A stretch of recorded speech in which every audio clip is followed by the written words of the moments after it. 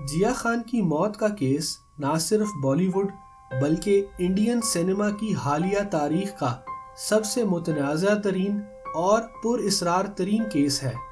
اس case نے بالی would کی دو families کو ایک دوسرے کے مد مقابل لا کھڑا کیا۔ آج کا اسپیشل فیچر بالی ووڈ اداکارہ جیا خان پہ ہے۔ چونکہ اس کیس میں بہت سی اہم تفصیلات ہیں، اسی لیے اس ایپیسوڈ کو 2 حصوں کی شکل میں آپ کے سامنے پیش کیا جائے گا۔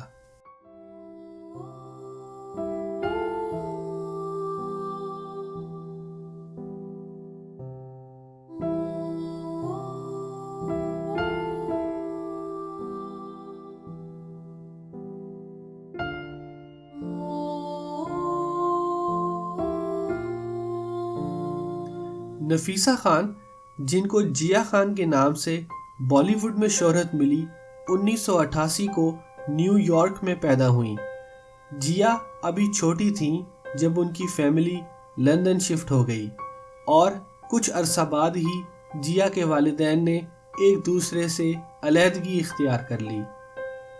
مشہور پاکستانی اداکارائیں سنگیتا اور کویتا جیا خان کی پھوپھو ہیں۔ 17 سالہ جیا نیو یارک میں ڈرامہ کی اسٹوڈنٹ تھیں جب انہیں فلم نشبد میں امیتابھ بچن کے ساتھ اداکاری کی پیشکش ہوئی۔ یہاں جیا خان کے بوائے فرینڈ سورج پنچولی کا ذکر کرنا بے حد ضروری ہے۔ سورج مشہور بالی ووڈ اداکار آدتیہ پنچولی اور زرینہ وہاب کا بیٹا ہے۔ سورج جیا سے 2012 ستمبر میں فیس بک کے ذریعے ملا۔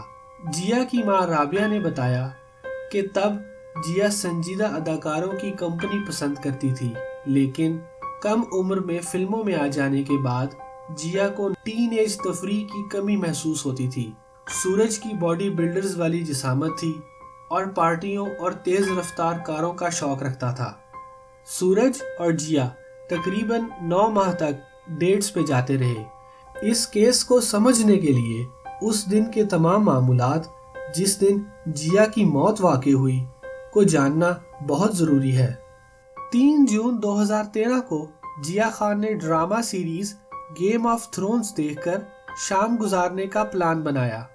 25 سالہ برٹش بالی ووڈ سٹار جیا خان اپنی سب سے چھوٹی بہن کویتا کے استقبال کے لیے جاگتے رہنا چاہتی تھیں، جو کہ ہیتھرو ایئرپورٹ برطانیہ سے فلائٹ کے ذریعے صبح 3 بجے ممبئی پہنچ رہی تھیں۔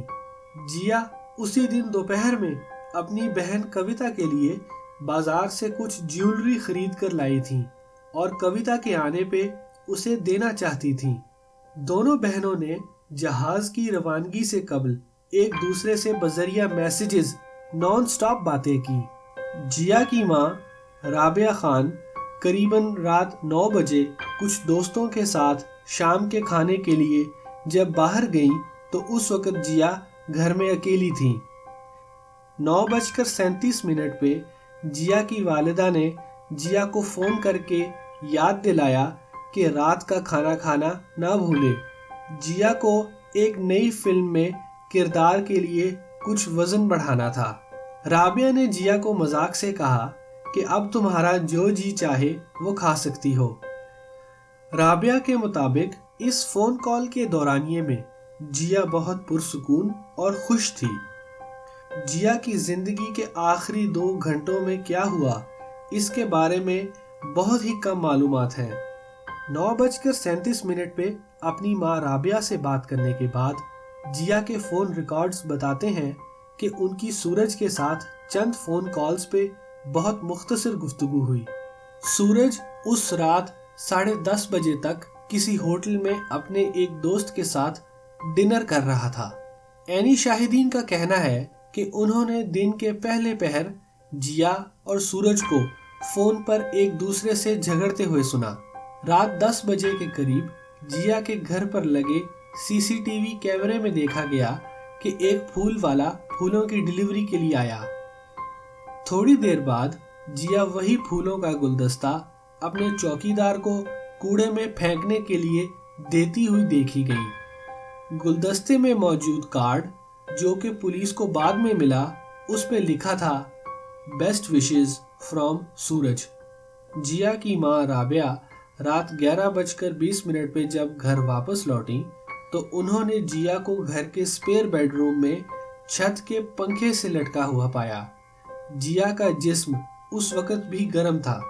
राबिया ने जिया के टखनों को पकड़कर उनका वजन अपने ऊपर लिया और जोर जोर से मदद के लिए पुकारने लगी, लेकिन तब तक जिया खान ये दुनिया छोड़कर जा चुकी थीं। जिया की बहन कविता की फ्लाइट जब मुंबई लैंड हुई तो कविता का फोन पागलों की तरह बजने लगा।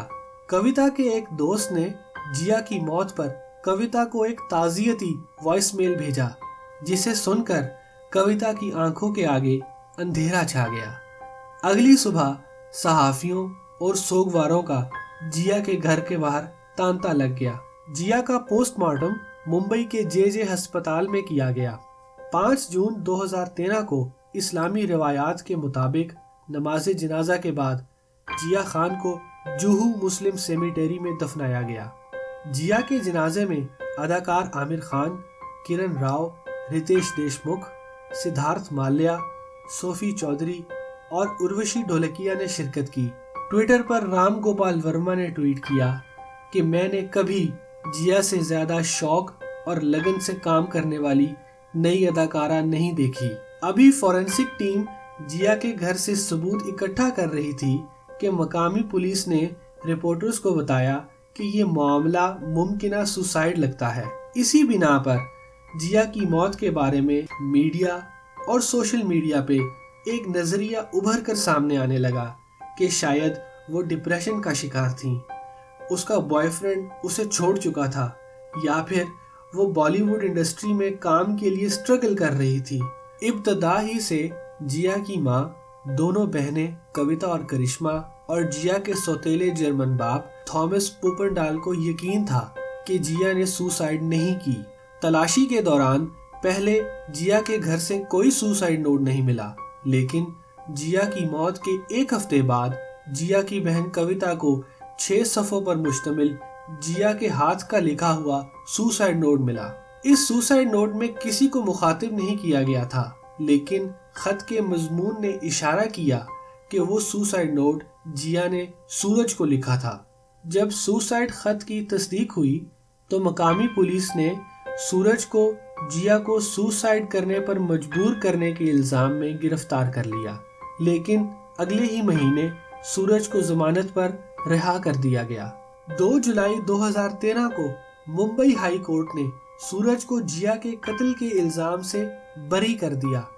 4 अक्टूबर 2013 को जिया की मां राबिया ने अदालत से केस की तहकीकात को सीबीआई को सौंपने की दरखास्त दी, जिसके नतीजे में 3 जुलाई 2014 को अदालत ने केस की तहकीकात को सीबीआई को मुंतकिल करने का हुक्म दिया।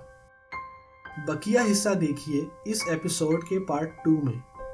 अगर आपको ये वीडियो पसंद आई है तो हमें अपनी राय से ज़रूर आगाह करें और हमारा चैनल लाइक और सब्सक्राइब करना मत भूलिएगा।